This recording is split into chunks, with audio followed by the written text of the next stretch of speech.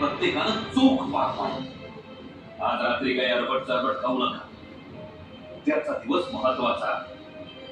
आजच तुम्हाला नेमून दिलेल्या जागेवर पोहोचायचं आणि उद्या दुपारपर्यंत एकाच जागेवर कडे कपारी झाडाच्या बुंध्यात लपून बसायचं.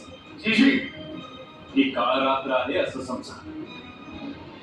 उद्या आपल्याला आधीच्या निशाणावरचा अभद्र चांद पुसून टाकायचा आणि स्वराज्याची प्रतिपदेची चंद्रकोर नव्या आकाशात स्थापन करायची आहे.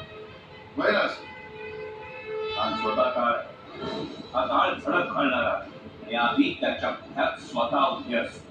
पण कुणीही आमच्या काळजीत राहू नका. आई भवानीची अपरंपार माया आमच्या पाठीशी. पण तरीही अफजल खानाच्या अंगात कुठला पीर आलाच आणि त्यानं भेटीचा नियम मोडला तर इशारत होईल. ही इशारत म्हणजे खान चुकीचं वागला असंच समजा.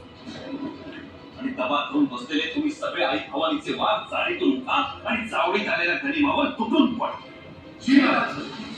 सुधाराव मरळ, सुभानजी इंगळे, पिलाजीराव बेदार, अत्रे, देवकाते, सरदार नलावडे यांची काही भेट झाली नाही.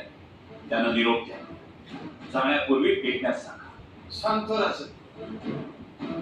कुणाच्याही मनात शंका असण्याचं काहीही कारण नाही. या मध्यंतरीला आम्ही शामियान्यात खानाच्या भेटीसाठी असू.